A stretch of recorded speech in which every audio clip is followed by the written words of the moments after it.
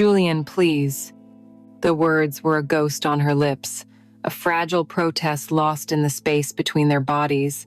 They were meant to sound convincing, a plea for him to stop, but they dissolved into a soft gasp as his hand traced a slow, deliberate path from her hip to the curve of her waist. The sheets beneath them were silk, impossibly cool against her heated skin, a stark contrast to the fire he was building within her. Through the immense floor-to-ceiling windows, the lights of Manhattan glittered like a cold, indifferent galaxy, a silent audience to her surrender. This sprawling penthouse, suspended in the night sky, felt less like a home and more like a gilded cage, and she was its captive bird. He shifted his weight above her, and the scent of him, a rich blend of sandalwood and something uniquely his, filled her senses. He didn't speak, he didn't need to.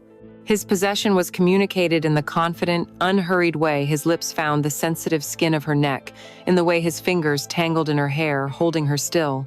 A shudder racked her body, a traitorous wave of pleasure that she had learned to anticipate with a sickening mixture of dread and longing. And in that moment, as her mind began to blur at the edges, a face flashed behind her closed eyes. Leo. His easy smile, the way his eyes crinkled when he laughed, the familiar warmth of his arms in their tiny, cluttered Brooklyn apartment. The image was so clear, so painful. It was like a shard of glass in her heart. This was for him. Every silken rustle, every whispered word from Julian, every moment of this beautiful, hollow act was the price for Leo's freedom, the payment for a debt that was never hers to begin with. Julian's voice was a low murmur against her ear. "Don't fight it, Clara."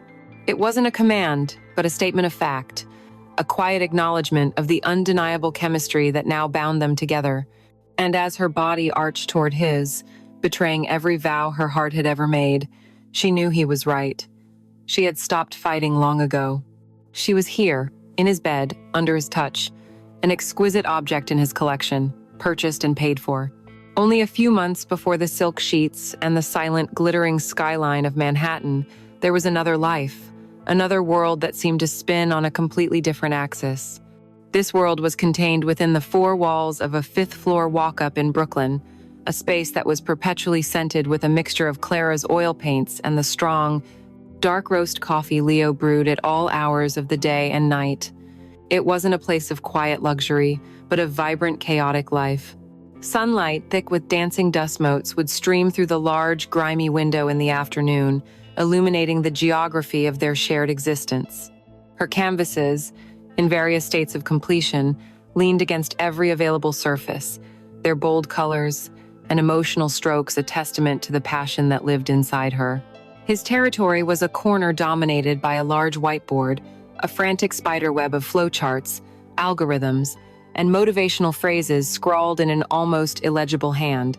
Their furniture was a collection of thrift store finds and street-side treasures, each piece with a story that they had woven into their own. It was a small kingdom of two, built on a foundation of shared dreams and a love that felt as tangible as the worn wooden floor beneath their feet. Their love had a rhythm, a comfortable cadence that filled the small space. It was in the way he would come up behind her while she was painting, wrapping his arms around her waist and resting his chin on her shoulder, not speaking, just watching the image come to life under her brush. He didn't understand her art, not really, but he understood the fierce concentration in her eyes, the small smudge of ultramarine blue that was almost always on her cheek, and he loved her for it. It was in the way she would bring him a mug of coffee late at night, gently massaging the tension from his shoulders as he stared, bleary-eyed, at his laptop screen, convinced he was on the verge of a breakthrough that would change their lives forever. They spoke of the future not as a possibility, but as a certainty. When my company takes off, he'd say, "We'll buy a real loft, with a whole studio just for you." When I have my first solo show, she'd counter, "I'll buy you a watch so expensive you'll be afraid to wear it." Their laughter would fill the apartment, echoing off the plaster walls, a sound so pure and full of hope it seemed impossible that anything could ever silence it. He adored the way she saw the world, finding beauty in the rust patterns on an old fire escape or the arrangement of fallen leaves on the sidewalk. She, in turn, was captivated by his ambition, by the relentless fire in his eyes that saw not obstacles but opportunities. They were young, and they were in love, and for a little while, that felt like the only armor they would ever need against the world. The first crack in their perfect world wasn't a thunderous clap, but a quiet tear, small and almost unnoticeable. It arrived in a plain white envelope, tucked between a takeout menu and a utility bill. Clara saw it first, the small window revealing a logo she didn't recognize, and the stark red print of the words "Final Notice." She felt a small, cold knot tighten in her stomach. When she showed it to Leo, he barely glanced at it, his eyes still fixed on his computer screen. He took it from her hand and tossed it onto a pile of papers with a forced casualness. "It's nothing, babe, just a cash flow issue. The investors are a little slow this month." He smiled, but it didn't quite reach his eyes. She wanted to believe him, so she did. She pushed the cold feeling down and went back to her canvas, trying to find the right shade of yellow for a sunset. But the color felt muted, somehow less joyful than it had before. Then came the phone calls. They started a week or two later, always late at night after they had crawled into their warm, comfortable bed. His phone, which used to lie silent on the nightstand, would vibrate with a low, angry buzz. He would slip out of bed, careful not to wake her, and pad softly into the living room. Clara would lie perfectly still, her eyes wide open in the darkness, straining to hear. She could never make out all the words, only snippets, fragments of a conversation that made her skin crawl. His voice would be a low, desperate whisper, a tone she had never heard from him before. Words like extension, and I just need more time, and I swear it's good for it, drifted into the bedroom like poison gas. He would come back to bed sometimes an hour later, smelling faintly of sweat and fear, and lie rigidly beside her, a million miles away. The unspoken thing between them began to grow, consuming the air in their small apartment. The easy silences they once shared became heavy, fraught with tension.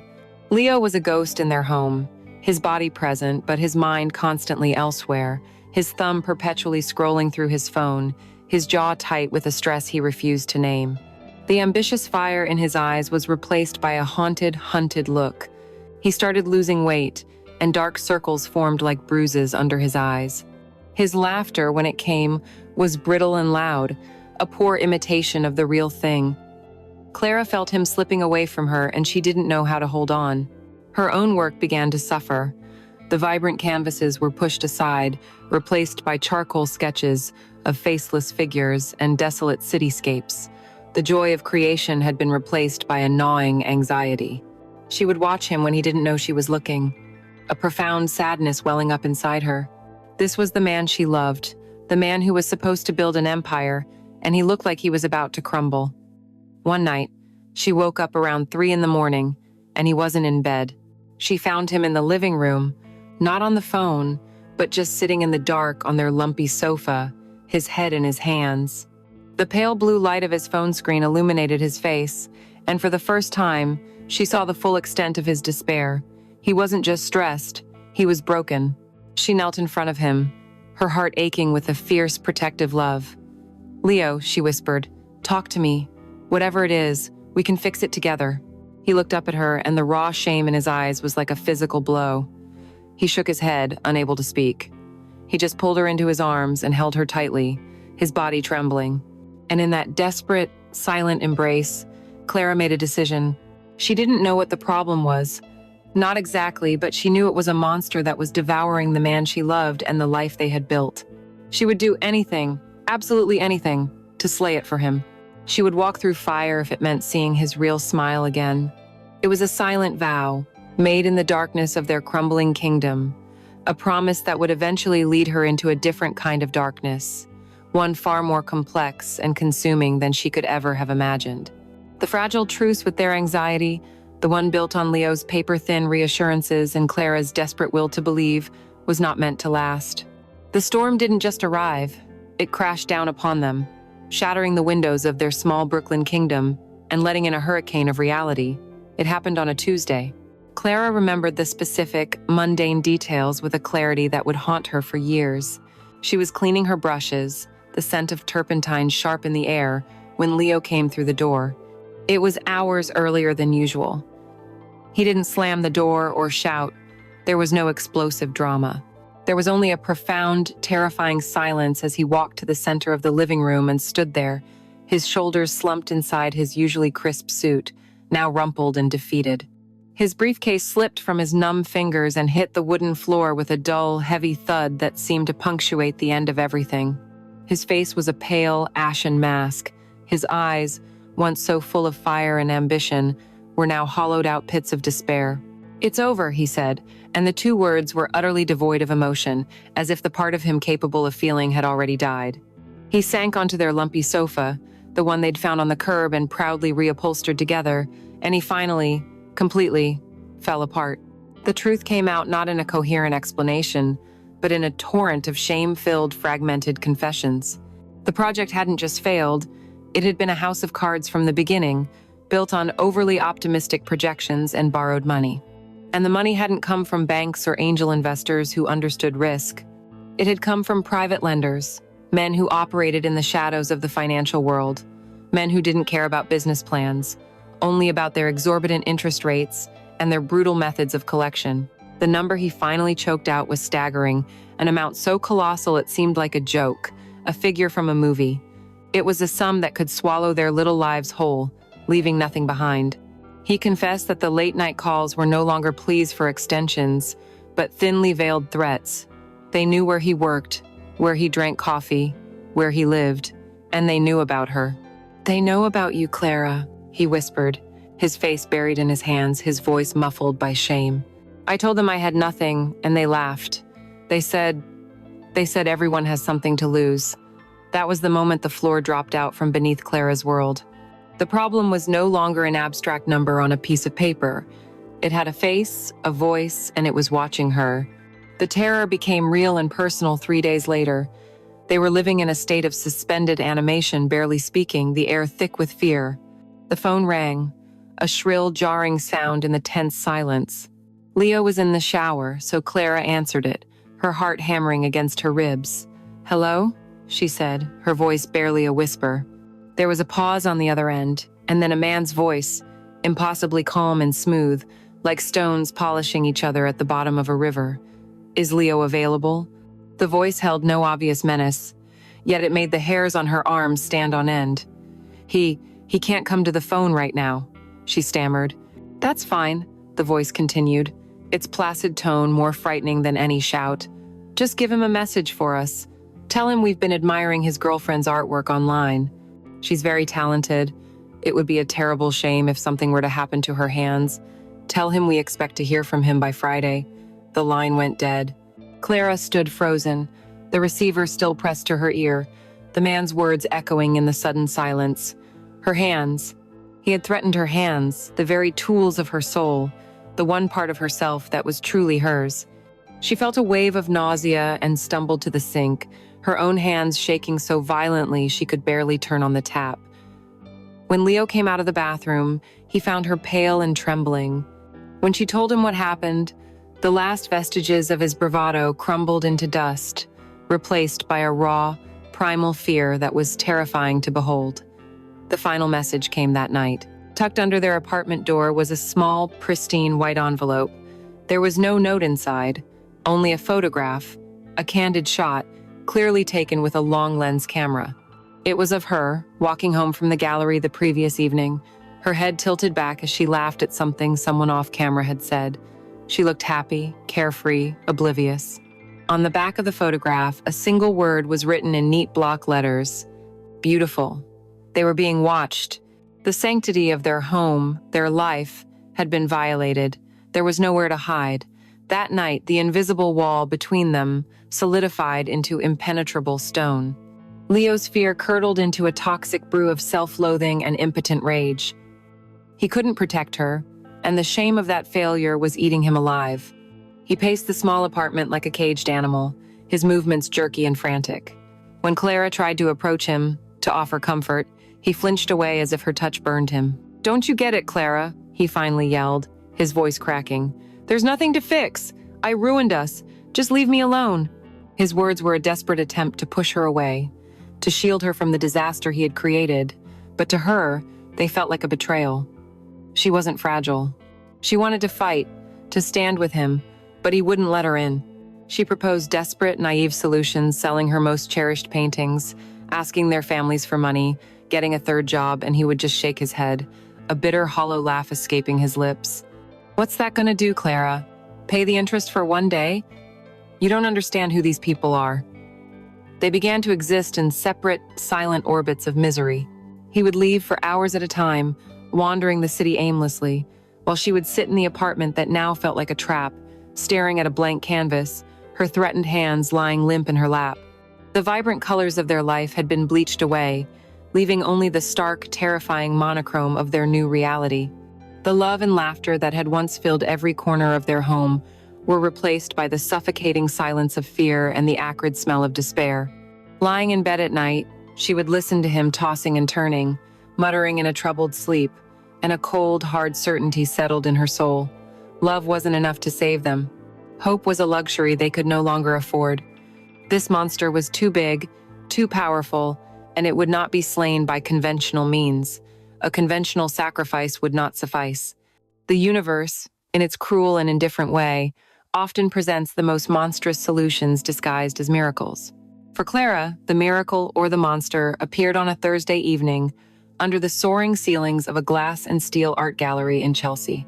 She was there not as an artist, but as a ghost in a crisp black uniform, one of a dozen anonymous caterers hired to serve champagne and canapés to the city's elite.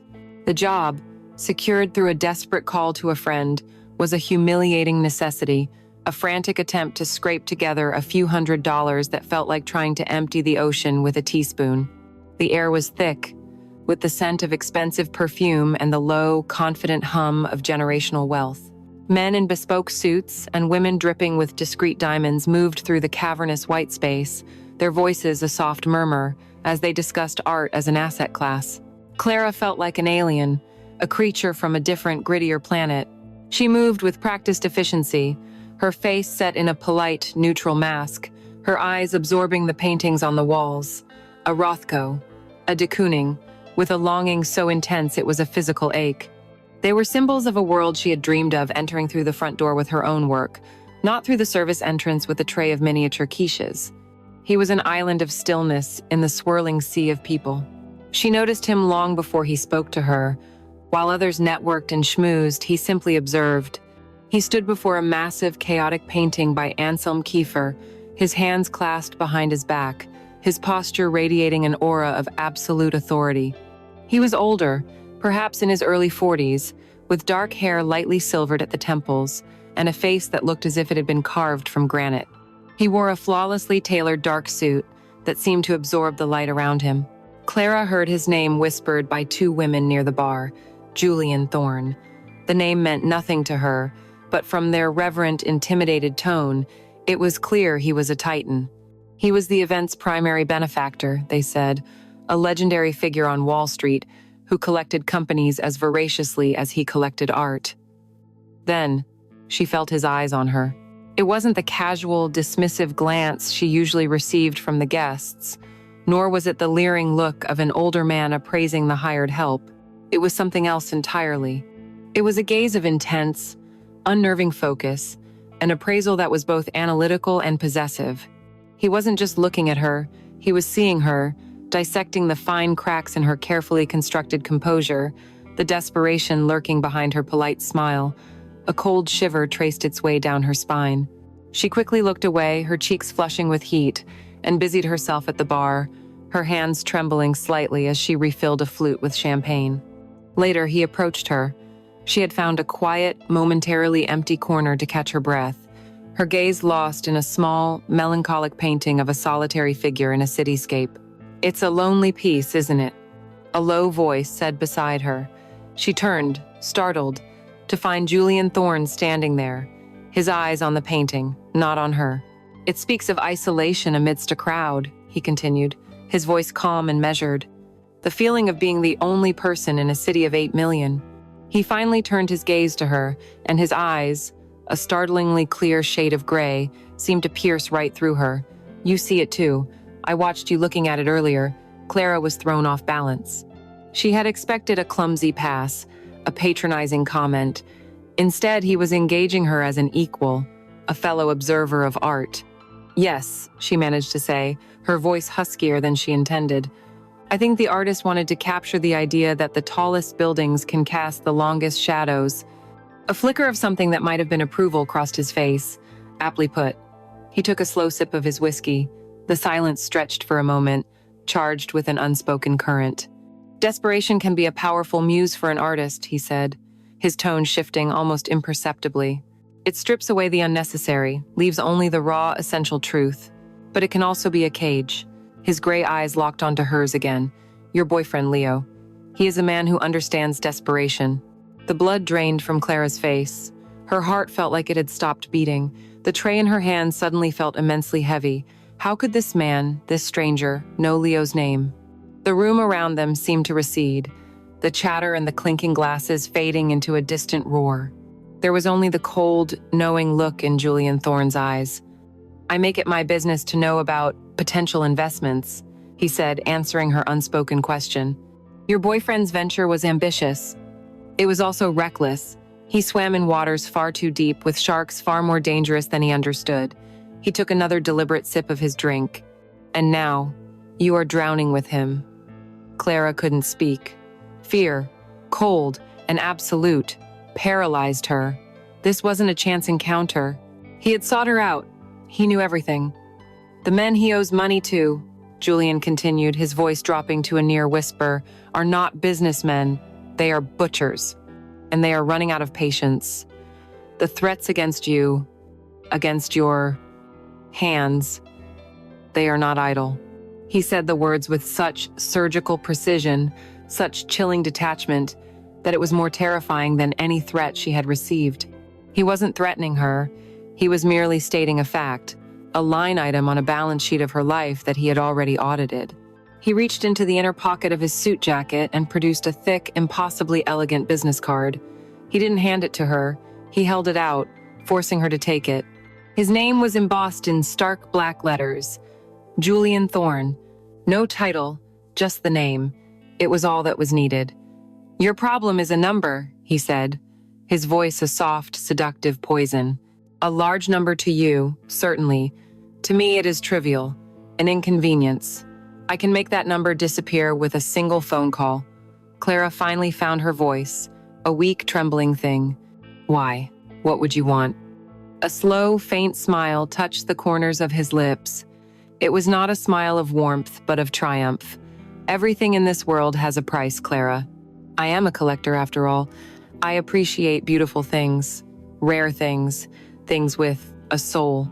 He let the implication hang in the air between them, heavy and suffocating. Come to my office tomorrow morning. The address is on the card. We can discuss the terms of my patronage. And with that, he gave her a slight, almost imperceptible nod and turned, melting back into the crowd as effortlessly as he had emerged, leaving Clara standing alone in her corner, the world tilting on its axis. She stared down at the card in her hand. It felt impossibly heavy, like the weight of her entire future had been condensed into that small, crisp rectangle. It was a lifeline and a leash, a key, and the blueprint for a cage. That night, back in the oppressive silence of the Brooklyn apartment, she watched Leo sleep. His face, even in slumber, was a mask of torment. The fear, the shame, it was all there, etched into the lines around his mouth. She looked from his sleeping form to the powerful, minimalist card sitting on her nightstand. One represented a dying past, the other, a terrifying, monstrous, and undeniable solution. In the quiet darkness of the room, with the weight of the city pressing down on her, she made her choice. The taxi ride from Brooklyn to Manhattan was a journey across a psychological abyss. With every block, the familiar, gritty landscape of her life, the graffiti-covered brick walls, the bustling bodegas, the sense of chaotic community gave way to the cold, imposing grandeur of his. The buildings grew taller, sleeker, casting long shadows that seemed to swallow the morning Sunday. By the time the cab pulled up in front of the monolithic glass and steel tower, Clara felt as though she had traveled to a foreign country, one where she didn't speak the language. The lobby was a cathedral of marble and silence, her worn-out boots squeaking shamefully on the polished floor. A silent, uniformed man guided her to a private elevator that ascended with a stomach-lurching swiftness, the floors climbing without a sound. It felt less like an elevator ride and more like a final, inexorable judgment. The doors opened directly into his penthouse. The space was breathtaking and utterly soulless. It was less a home than a curated exhibit of wealth and power.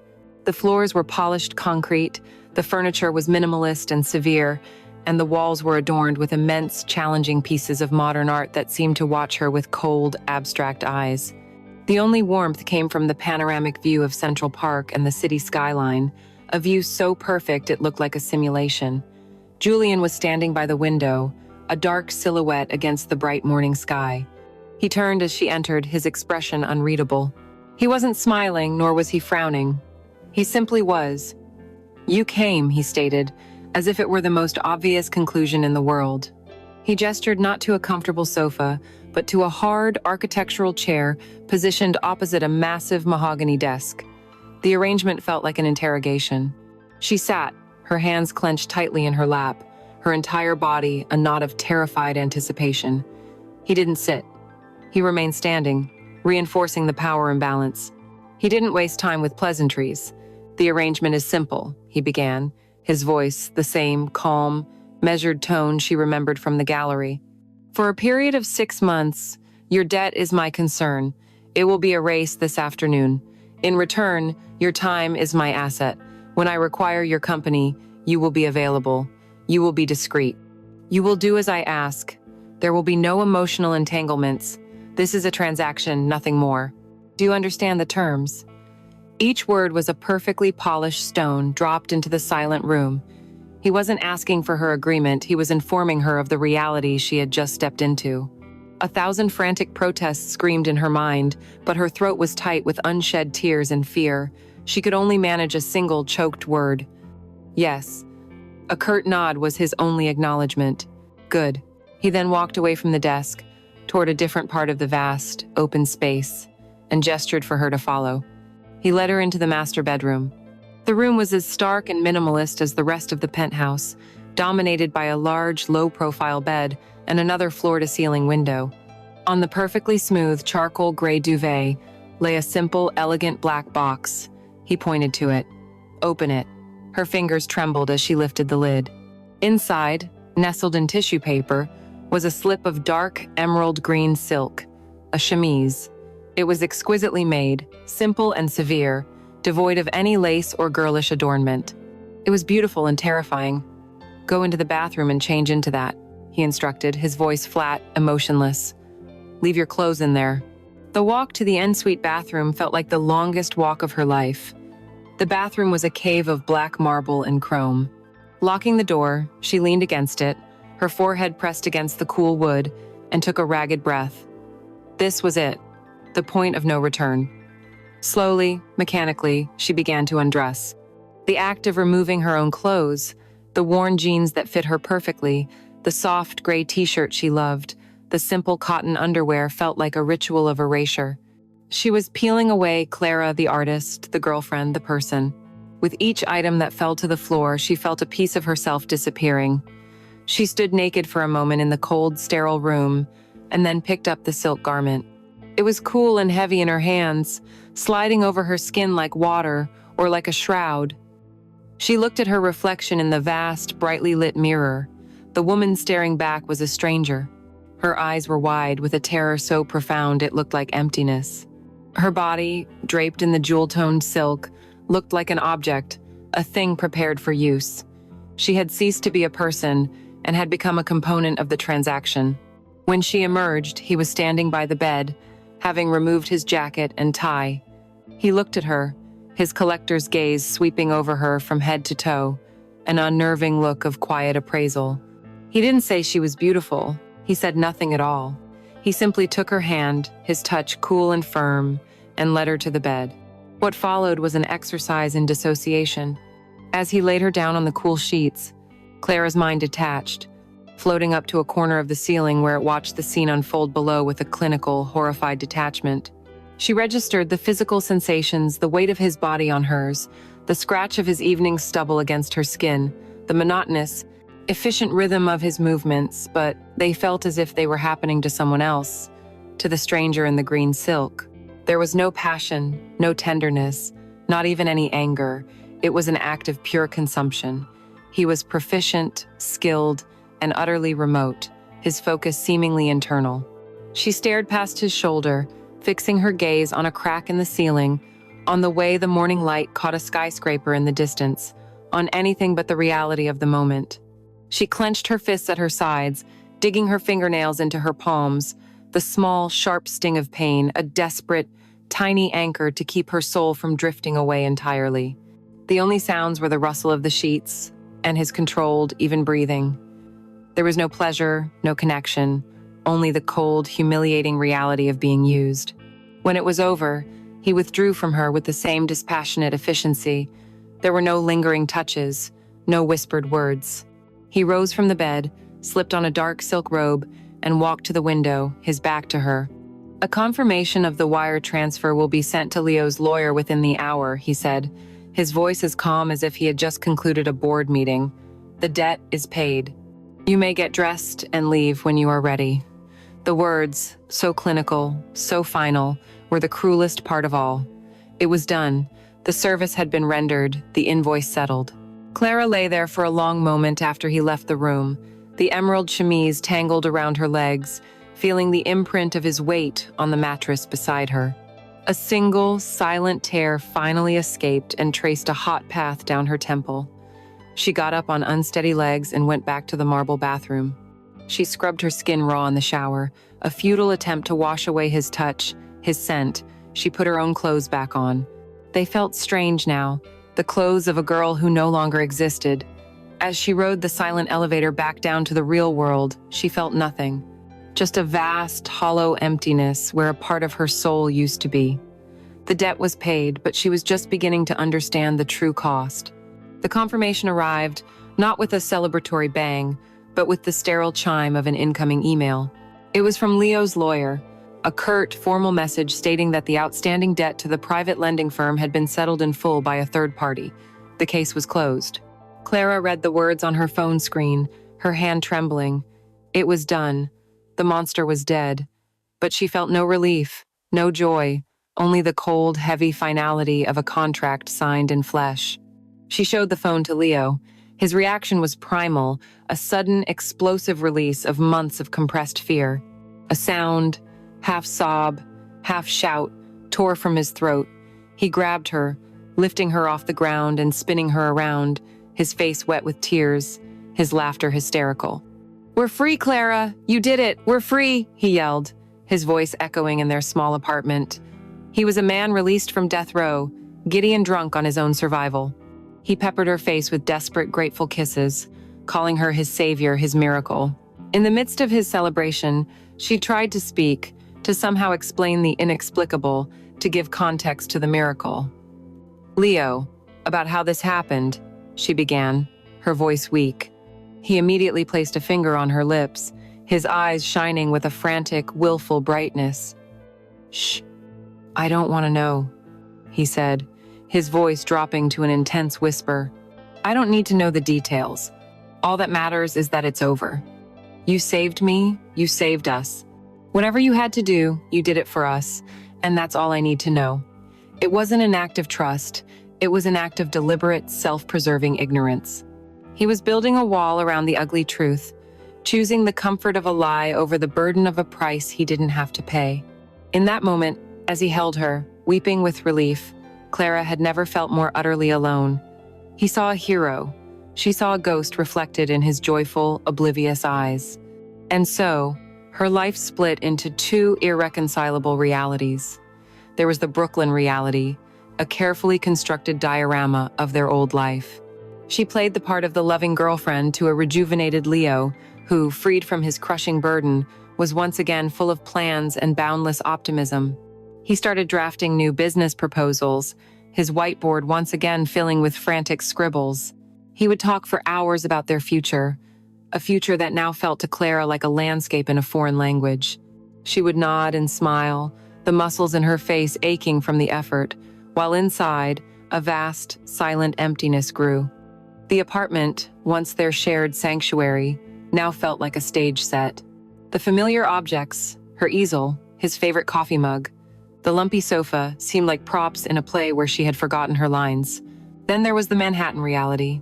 This life announced itself with the cold, impersonal buzz of her phone, a text, always from a number she didn't recognize, containing a single curt instruction. The street, Regis, King Cole Bar, 8 p.m.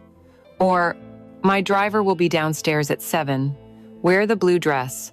There was no negotiation, no room for refusal. These were summonses, not invitations. Her life was no longer her own. It was a resource to be managed, scheduled, and utilized. The transitions between these two worlds were jarring, a psychological whiplash. One evening, she would be eating takeout pizza with Leo on the floor of their apartment. The next, she would be sitting opposite Julian in a Michelin-starred restaurant, the silence between them as thick and heavy as the velvet ropes at the entrance. About a week after their first encounter, the boxes began to arrive. Large, elegant cartons from Bergdorf Goodman and Saks Fifth Avenue, addressed to her. Leo saw them and beamed, assuming they were gifts from a mysterious, benevolent benefactor.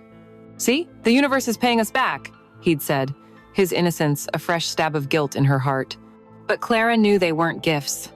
They were a uniform. Inside were clothes she would never have chosen for herself.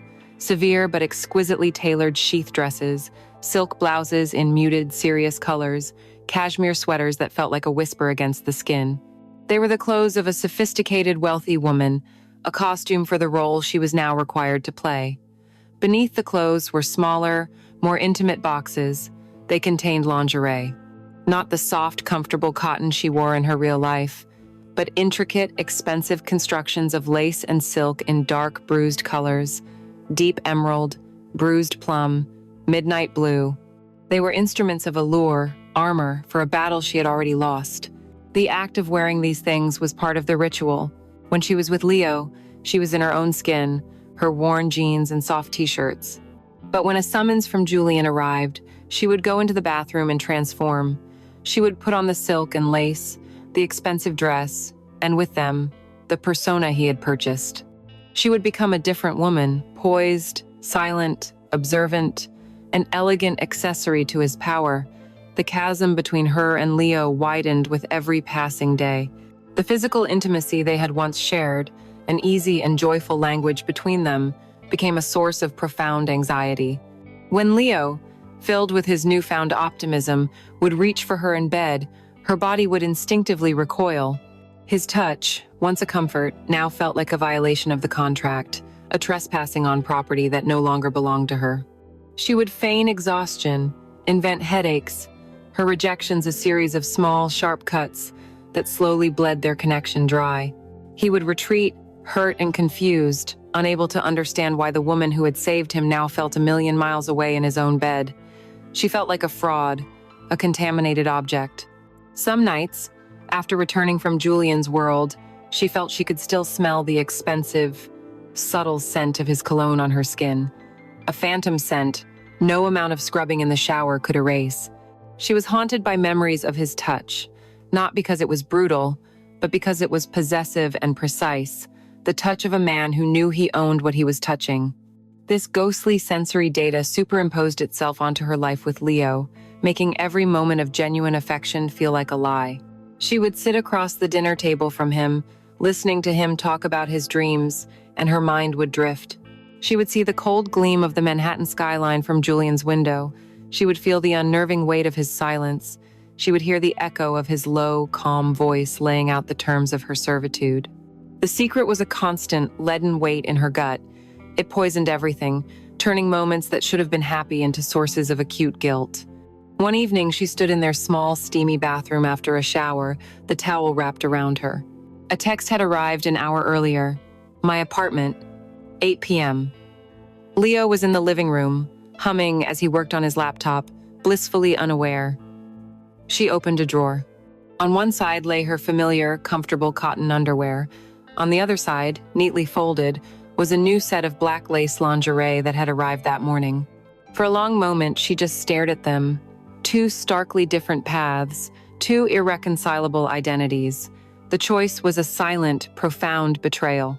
With a hand that felt strangely steady, she reached past the familiar comfort of her old life and picked up the lace. As she put it on, piece by piece, she wasn't just getting dressed. She was arming herself, stepping into her uniform, and actively choosing to walk deeper into the gilded cage, leaving the man she had sacrificed everything for even further behind. The weeks that followed settled into a grim, predictable rhythm, a metronome marking the tempo of her fractured life. The terse text message, the silent ride in the back of a black town car, the quiet, minimalist perfection of the penthouse, the dispassionate, efficient encounters in the charcoal gray bedroom.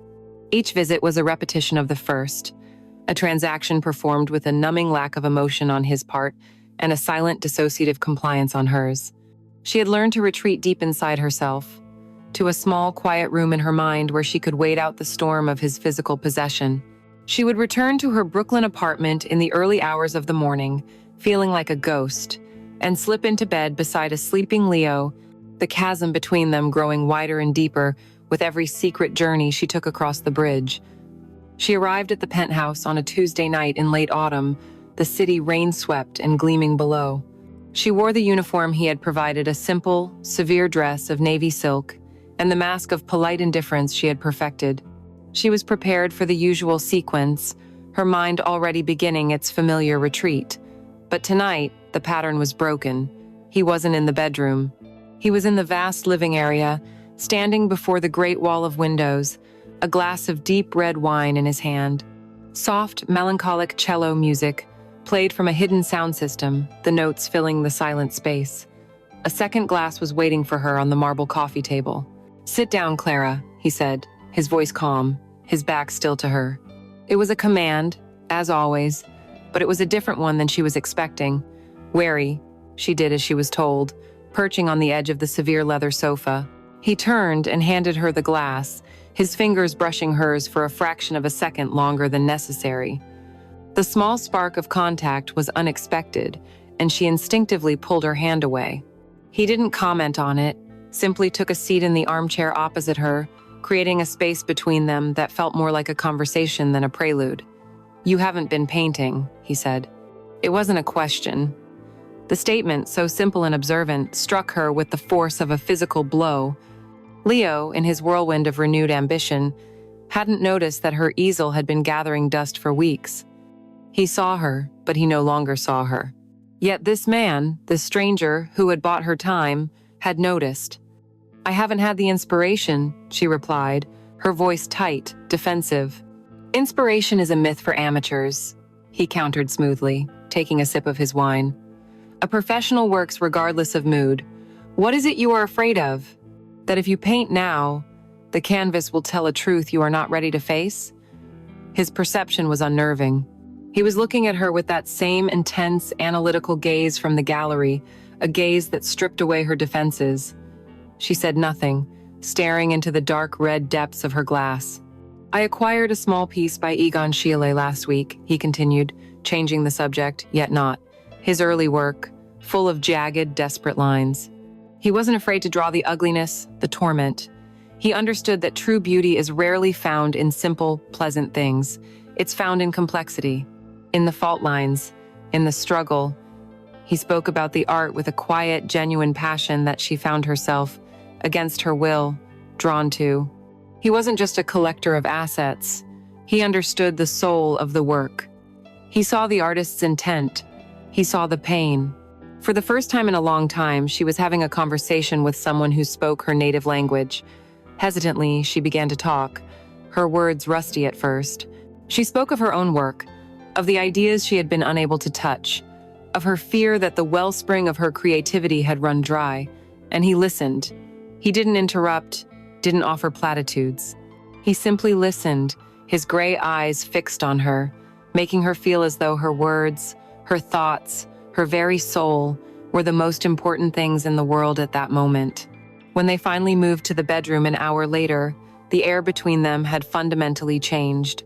The clinical tension had been replaced by a charged, complex intimacy. This time, when he undressed her, it wasn't the efficient disrobing of an object. His movements were slow, deliberate. His fingers traced the strap of her dress, sliding it from her shoulder with an almost reverent gentleness. His eyes followed the path of his hands, an artist appreciating the form he was about to capture.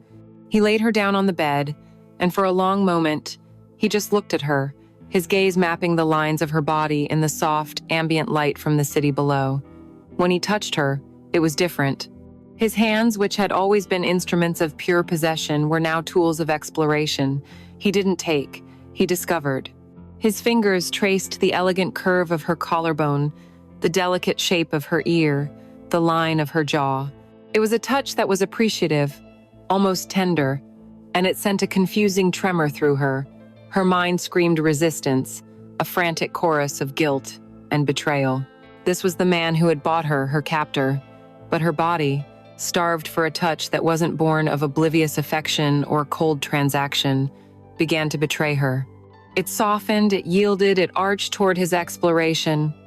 He leaned down, his lips brushing against her ear, and he began to whisper. He didn't speak of desire or lust. He spoke of beauty, in specifics. "The line of your neck," he murmured, his breath warm against her skin, "is perfect." He kissed the sensitive hollow at the base of her throat. "I love the way your hair falls across the pillow." His hand moved down her side, tracing the gentle curve of her hip. "You are constructed of elegant lines." Each word was a key, unlocking a part of her that had been frozen for months. He was seeing her, every detail of her, and appreciating it not as a whole possession, but as a collection of exquisite parts. The guilt was still there, a cold stone in her stomach, but it was being drowned out by a rising tide of sensation, a warmth that was spreading through her limbs. As his touch became more intimate, her body responded with a will of its own. It was a purely physical reaction, a desperate answer to a patient, skillful question. And as the pleasure built, a wave she had forgotten how to even imagine, a small sound escaped her lips. It was not a gasp of protest or a sigh of resignation. It was a soft, involuntary moan of pure, unadulterated pleasure. The sound, so honest and raw, hung in the silent room, shocking them both. It was the sound of her surrender, not to his will, but to her own long-buried desire. In the sudden stillness that followed, he lifted his head and looked down at her, his eyes searching hers in the dim light. A flicker of something unreadable surprise, triumph, perhaps something more passed across his face. He gently brushed a strand of hair from her cheek. "Clara," he whispered, his voice thick with a new emotion. "You're beautiful." The words, coming now, after her genuine, visceral response, were not a compliment. They were a confirmation. A seal on a new, unspoken contract that had just been signed between them. And as he lowered his head to kiss her, truly kiss her for the first time, she met his lips, her mind finally, terrifyingly, silent. The transaction was over. Something far more dangerous had just begun. The aftermath of her night with Julian was not a clean break, but a slow, seeping poison that contaminated the very air in the Brooklyn apartment. Clara moved through her days in a disoriented haze, her body present, but her mind perpetually replaying the moments in his penthouse. The memory of his patient touch, the sound of his low voice discussing art, the shocking, traitorous bloom of pleasure within her, these things had imprinted themselves on her psyche. The guilt was a constant, low-grade fever, but beneath it, something new and terrifying was taking root, a flicker of longing. This internal shift manifested as an even greater distance from Leo. She was quieter than ever, her responses to his questions monosyllabic, her eyes focused on a point somewhere beyond him. The emotional wall she had built for protection was now a fortress, and she was its willing prisoner. Leo, no longer blinded by the euphoria of his financial freedom, began to notice the chill. His initial relief had soured into a clinging, desperate insecurity. The man who had willfully chosen ignorance was now a detective in his own home, searching for clues to explain the stranger his girlfriend had become. His questions became more pointed, less easily dismissed. "You were out late again." "The gallery closes at 9, he would probe, his tone a clumsy mixture of accusation and pleading.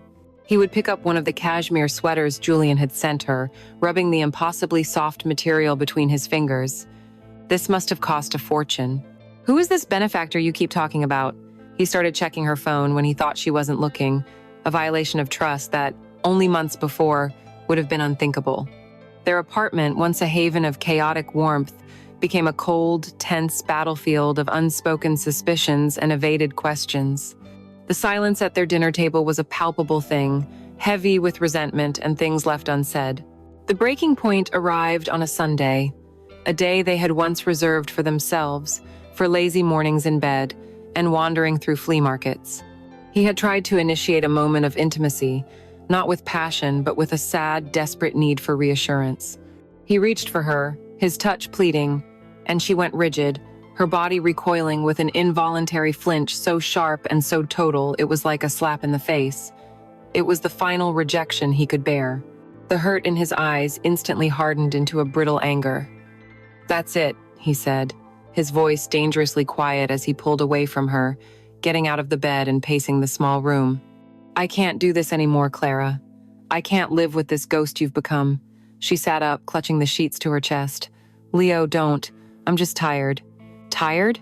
He scoffed, a bitter, humorless laugh escaping his lips. "Don't lie to me. Not anymore. You haven't been tired for 2 months. You've been gone. You're here, but you're not here. You look at me like you don't even know who I am. Or worse, like you're disgusted by me." The accusation hung in the air, painfully close to the truth. His voice began to rise, fueled by weeks of suppressed fear and insecurity. "I thought what you did for us, to save us. But ever since that day, you've been pushing me away, shutting me out. You come home in the middle of the night smelling of perfume I've never smelled before, wearing clothes I know we can't afford. What am I supposed to think?" He was standing over her now, his face a mask of anguish.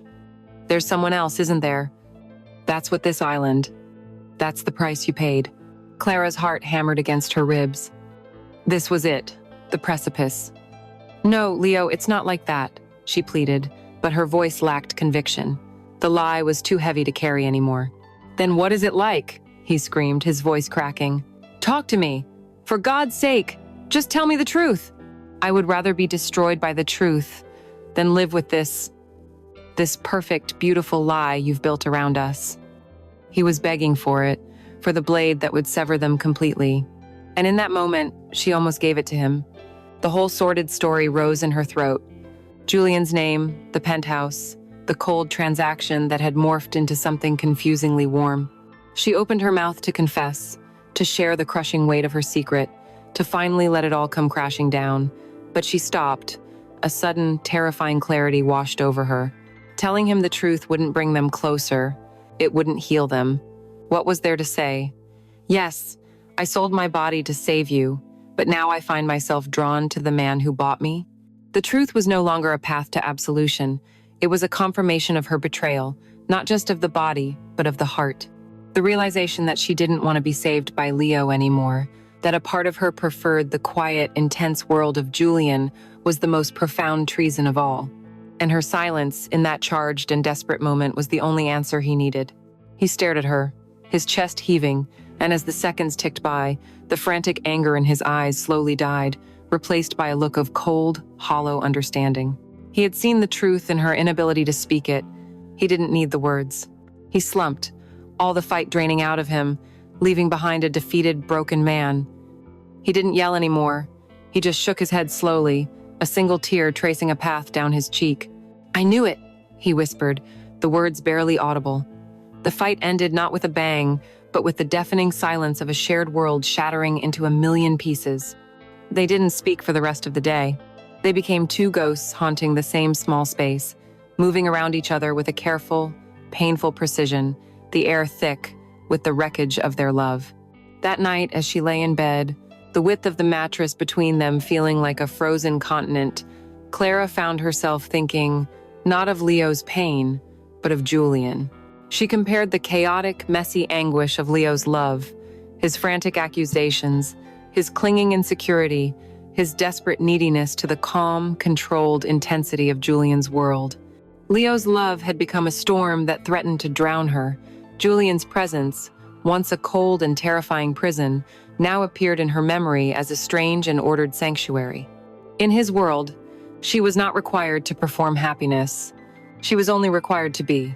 He saw her torment, her complexity, and he was not afraid of it. He was intrigued by it. With a shocking and profound sense of horror, she realized she was not thinking of their Brooklyn apartment as home anymore. She felt a quiet, gravitational pull toward the silence of the penthouse, toward the man who demanded everything from her except the one thing she no longer had to give, a convincing lie.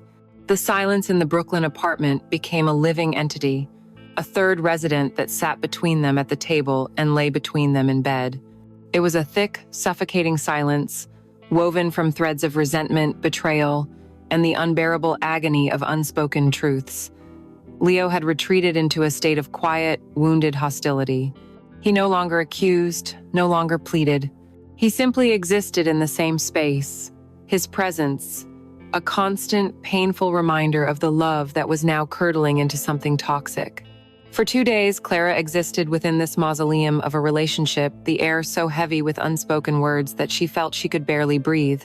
The walls of the apartment, once a comfort, were closing in, the memories they held now taunting her. She felt a desperate, primal need to escape, not just from Leo, but from the ghost of the woman she had once been. The urge was a physical thing, a clawing from the inside out. On the second night, she found herself standing in the middle of the living room while Leo was out, buying groceries he would cook, and they would eat in that same crushing silence. She couldn't do it anymore. She couldn't perform this role for another minute. A frantic, impulsive energy seized her. She went to her closet and with a hand that did not tremble, she packed a small overnight bag. She didn't pack her jeans or her soft, familiar sweaters. She packed a silk blouse and a skirt he had bought for her. She packed the black lace lingerie. It was a conscious decision, an acceptance. She was shedding a skin. She took out her phone and sent a text to a number she had memorized, the one for his driver. It was the first time she had ever initiated contact. "Is Mr. Thorne in the city tonight?" The reply was almost instantaneous. "Yes, miss. Shall I come to the usual place?" She typed her response, her thumb hovering over the screen for only a second. "Yes. In 20 minutes." She left no note for Leo. There was nothing left to say. The silence had already said it all. Her arrival at the penthouse was different.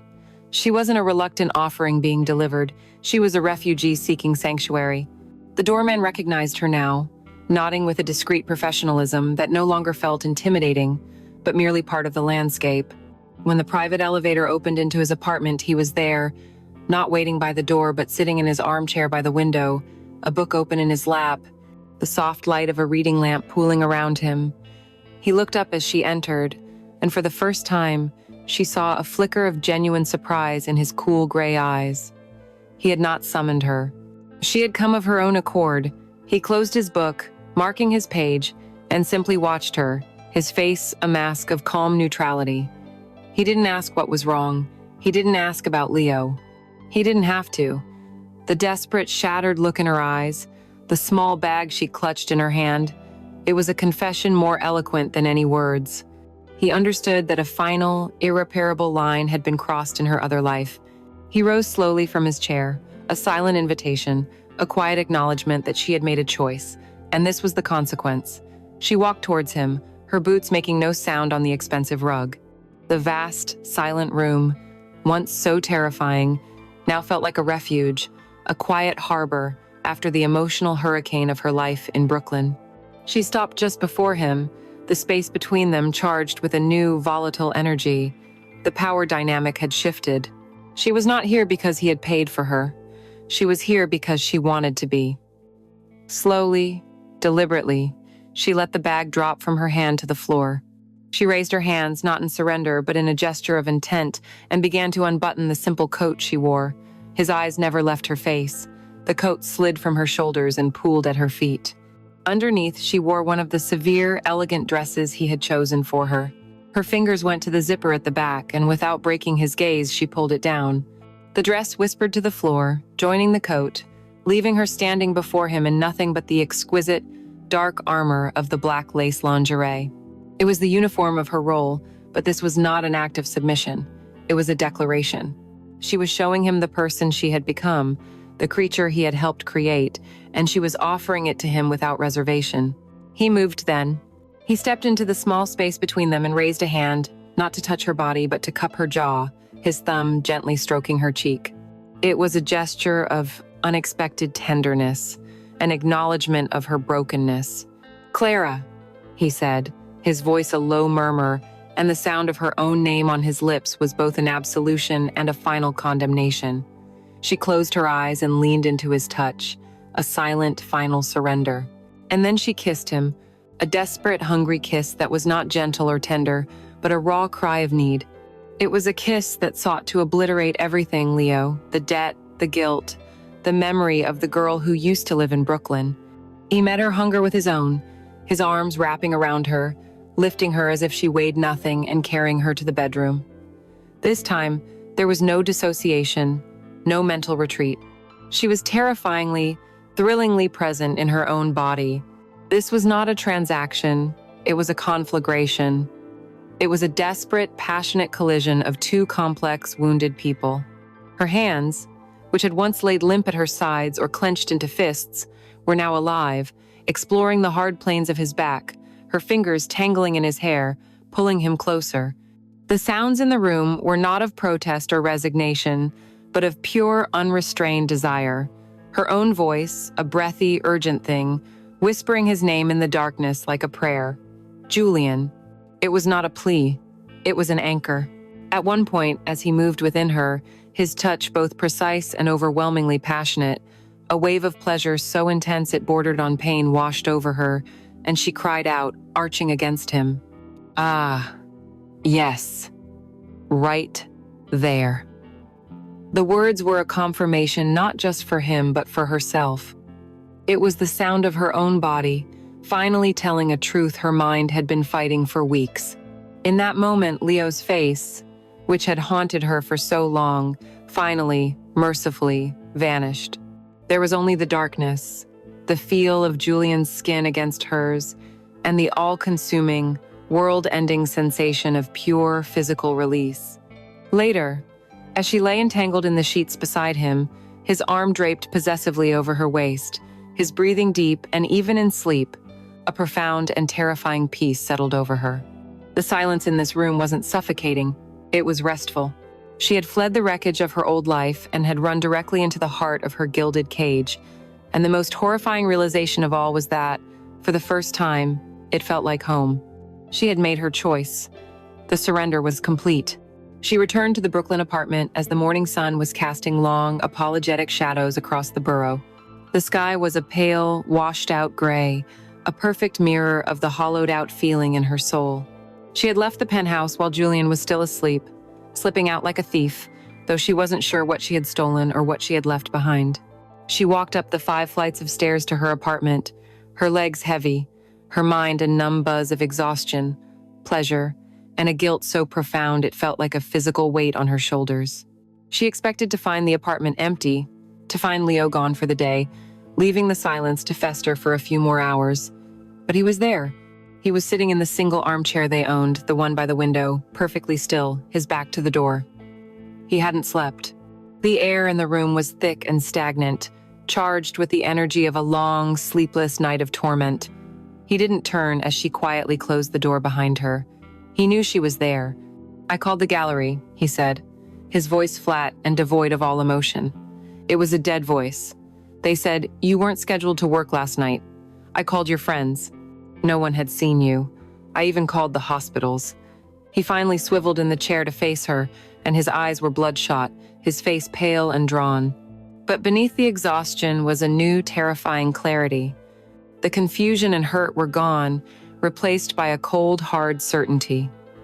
"I was worried," he continued in that same dead tone. "For a few hours I was sick with worry, imagining the worst. And then I started looking for a clue, an answer, and I found it."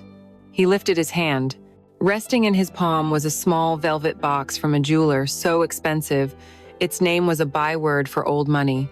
It was a necklace Julian had given her just before she'd left, a delicate platinum chain with a single perfect diamond, a parting gift, or perhaps a collar.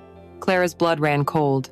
She had tucked it into her purse, her mind too clouded with a cocktail of conflicting emotions to even think about it. "This is where you were, wasn't it?" Leo asked, his voice still unnervingly calm. "You weren't in a hospital. You were earning your keep." She had no words, no lies left. The denial, the deflections, the half-truths, they had all been burned away in the heat of the previous night. She could only stand there, mute and exposed, her silence a screaming confession. Her lack of a defense was what finally broke him. The dead calm shattered, and a raw, guttural sound of pure agony ripped from his chest. He surged to his feet, his face contorting into a mask of rage and grief. "Who is he?" he roared, the sound bouncing off the thin walls of their tiny apartment. He wasn't asking for information, he was demanding a name for his pain. "Tell me his name, Clara." He lunged forward, not at her, but at the small bag she had dropped by the door. He ripped it open, his movements frantic, pulling out the silk blouse, the lace lingerie, holding them up as if they were evidence in a murder trial. "Is this what he likes? Is this the costume you wear for him?" He hurled the clothes across the room. Was it worth it? Was this freedom worth it? "Tell me!" The velvet box was still in his other hand. With a cry of fury, he threw it against the wall. It hit with a dull thud, the box falling to the floor, the delicate necklace spilling out onto the dusty wood, its diamond glittering obscenely in the gloom of their broken home. "Tell me his name," he screamed again, his face inches from hers now, his voice cracking, tears of rage streaming down his cheeks. She finally found her voice, a shattered whisper that was barely audible over his ragged breathing. "Julian," she said. "His name is Julian Thorne." Saying the name aloud felt like a final, irrevocable act of betrayal. It gave the ghost a face, a substance. It brought the monster from her Manhattan life directly into the heart of their Brooklyn home. The name seemed to hang in the air for a moment, and then Leo let out a wild, broken laugh. "Thorne, of course it's someone like him." The fight went out of him then, replaced by a terrifying, destructive energy. He turned away from her, and his eyes fell on her easel in the corner. He looked at the half-finished canvas that stood there, a piece she had started in happier times, full of light and color. With a sudden, violent movement, he kicked the easel, sending it crashing to the floor. The sound of splintering wood filled the room. He wasn't done. He grabbed one of her completed paintings from the wall, her favorite, a landscape of the park where they had their first real date. He didn't say a word. He just calmly raised it over his head and brought it down over the back of a chair, the frame snapping, the canvas tearing with a sound like a dying breath. It was the systematic destruction of their shared history, the murder of their us. When there was nothing left to break, he stood in the middle of the wreckage, his chest heaving. He finally looked at her, and the man she had loved, the man she had sacrificed everything for, was gone. In his place was a stranger with cold, dead eyes, filled with a hatred so pure it chilled her to the bone. "Get out," he said, his voice a hollow rasp. He didn't shout it. It was worse. It was a calm, final verdict. "Pack your things, all these beautiful things he bought for you, and get out of my apartment, out of my life." He stressed the word my, reclaiming the space, erasing her from it. She was being exiled. There was no argument, no plea for forgiveness. There was nothing left. Mechanically, like an automaton, Clara walked to the bedroom and pulled a suitcase from the top of the closet. She packed the clothes from the boxes, the silks, and the cashmeres, her new uniform. She packed her toiletries. She looked around the room, at the life she was leaving, and felt a profound, aching emptiness. There was nothing else here that belonged to her anymore. She zipped the suitcase and walked back into the living room, past the broken easel, past the torn canvas, past him. He didn't look at her. He just stared out the window at the city that had devoured them. She walked out the door and closed it softly behind her. The click of the latch, the final sound of her old life ending. She stood on the street corner, the gritty Brooklyn wind whipping at her hair, a suitcase full of expensive clothes at her feet. She was officially homeless, untethered, a refugee cast out from the only home she had known. She had no one. She was no longer Leo's girlfriend, and she was not Julian's partner. She was a liability he had paid for, a beautiful object he occasionally used. She was adrift in the void between two worlds. With a numb, steady hand, she pulled out her phone and made the only call she could. A few moments later, a familiar voice answered. "Yes, miss?" "I need a car," she said, her own voice sounding strange and distant. "To Mr. Thorne's address." As the Blacktown car carried her over the Brooklyn Bridge, away from the life she had destroyed, she didn't cry. She just watched the familiar skyline of her past recede in the rearview mirror until it was nothing more than a memory, a ghost on the horizon. She was a possession, in transit, being delivered to her owner. The transition was seamless and absolute. One day she was in exile with a suitcase on a Brooklyn street corner. The next, she was a permanent resident of the sky. Her life with Leo, with its chaotic, vibrant, and ultimately painful reality, did not fade. It was excised, like a diseased limb, leaving behind a phantom ache where a life used to be. Julian's penthouse became her entire world, a self-contained ecosystem of quiet luxury and profound emptiness. Her days fell into a pattern of silent, elegant monotony. She would wake in the vast, charcoal gray bed, often alone, as Julian was an early riser. They would sometimes have breakfast together on the terrace overlooking Central Park, a silent ritual where he would read the financial news and she would pretend to read the arts section, the words blurring into meaningless shapes on the page. He had a small, perfect studio set up for her in a spare room, complete with the finest canvases and a vast array of oil paints, the northern light streaming in through a perfectly positioned window. It was a painter's dream, but her hands, the hands that Julian's creditor had once threatened, felt alien and useless. The impulse to create, which had once been as essential as breathing, was gone. The part of her soul that spoke in colors and shapes had fallen silent. She was a possession, and her new existence was one of being possessed. The staff, a discreet and efficient housekeeper who came twice a week, treated her with a polite, impenetrable deference. She was not the lady of the house. She was a feature of it, a living, breathing part of the decor, and they tended to the space around her with the same impersonal care they gave the orchids on the windowsill. Her relationship with Julian was a complex, beautiful, and terrifying tapestry woven from threads of passion, intellect, and absolute control. The physical connection between them was the bedrock of their strange union. In the darkness of the bedroom, the profound silence that governed their days would break, and they would communicate in a raw, primal language of touch and desire. Their lovemaking was intense, a desperate search for feeling in the sterile quiet of their lives. For Clara, it was an anesthetic, a way to set her mind on fire so she wouldn't have to feel the cold ache of her hollowed-out soul. For Julian, she suspected, it was the ultimate expression of his ownership, the final, irrefutable confirmation that she was his. But it was the space between those passionate encounters that truly defined her gilded cage. He was not a brutish captor. He was in many ways a better companion than Leo had been in his final desperate months. Julian saw her mind. He would bring home rare art books from his travels, leaving them for her to find. They would drink wine and debate the merits of a film or a new novel. He valued her opinion, he was challenged by her intellect, and he listened to her with an intensity that made her feel, for fleeting moments, like a cherished partner. This was the most insidious part of the trap. He wasn't just a monster who had bought her, he was a sophisticated, intelligent, and perhaps deeply lonely man who had curated the perfect companion. He admired her, but did he love her? The question was meaningless. A collector admires his finest masterpiece. He protects it from the elements, displays it in the best light, and takes pride in its beauty and rarity. But the relationship is one of ownership, not of equals. He never spoke of his own past, his fears, his vulnerabilities. There was a core of him that remained as remote and impenetrable as the dark side of the moon. He was the master of their small universe, and she was its most beautiful, most prized satellite, held in a perfect, inescapable orbit. The full, terrifying truth of her new identity was revealed to her one evening about a month after she had moved in.